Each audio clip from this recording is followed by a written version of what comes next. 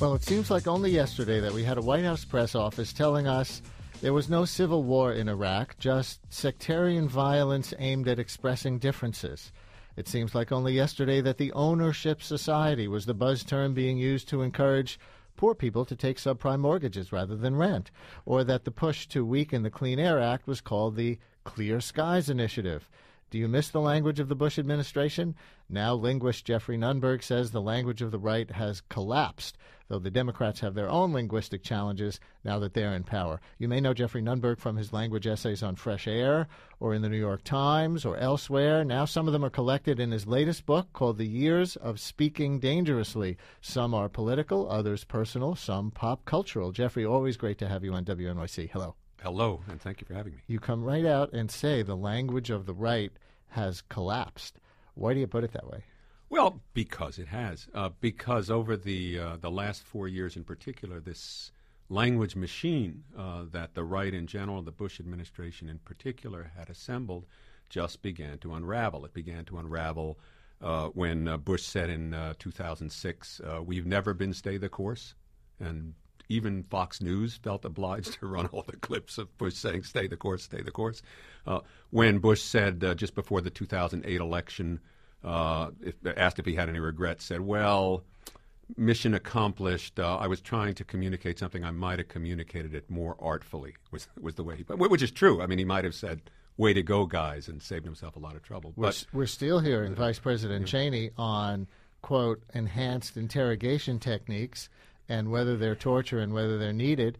But that phrase itself, was it invented by the Bush administration? As best I can tell, it was invented a couple of years ago by the Bush administration, in an oddly Orwellian, crude Orwellianism for an administration, I mean, that was pretty deft for the most part at coming up with phrases that when they stand up, we'll stand down, that sort of thing. That ownership society, you mentioned Clear Skies. They were quite good at language, not just at phrasing these things, but at getting the congressional caucus, the think tanks, the radio host all on the same page so that you just heard these over and over and over again. And was there ever a clear definition of enhanced interrogation as distinct from torture, or was the very point to blur that line? No, the point was absolutely to blur. The idea is if you don't say what Rumsfeld called the torture word, somehow it's okay. And the idea is, the question is to whether it qualifies as torture, which is really a linguistic question, became for them a question of policy and moral right and wrong.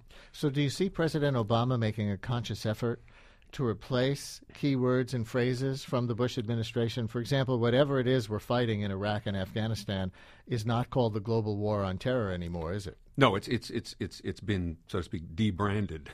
Has it been rebranded? Well, it hasn't been rebranded, and the Obama administration, for the most part, apart from making some little tweaks in language so that toxic assets become legacy assets and so on, has, for the most part, stayed away from trying to come up with these sweeping buzzwords and catchphrases. Now, you do have this phrase, new foundation, which Obama's been working into every speech. He originally mentioned in his inaugural, and is clearly his play to get a New Deal, Great Society, one of those, to brand his domestic program, something that a lot of presidents have tried to do, and most have not succeeded. Remember, Bill Clinton came in talking about a new covenant, and he quickly dropped it. He had his new covenant. Bush had his ownership society.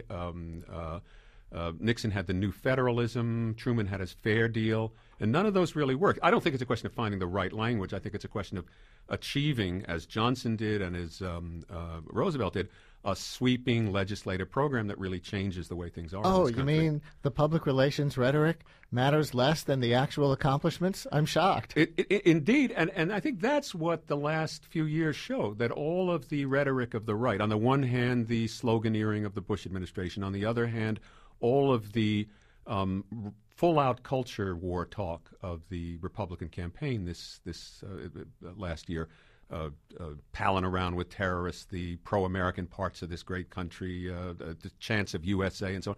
That all, and the Joes, Six-Pack and Joe Plumber. Sixpack, Yeah. and Joe the Plumber. They just didn't work. And in that sense, I think when people sense a discrepancy that's too great between words and things, the language does tear and open rents that allow you to see the reality behind it. Geoffrey Nunberg, author of The Years of Talking Dangerously, my guest on WNYC, the Berkeley Linguist. We're certainly not hearing about the ownership society anymore, which was part of the language used around the Bush plan to privatize Social Security, but also to move poorer people from renting to owning homes and some other things. Where did that phrase come from? You write about it in the book, ownership society. Well, it in a way had to do with the expansion of the word ownership itself. So you had corporations saying they wanted employees to feel a sense of ownership about their jobs, which didn't mean you get stock options.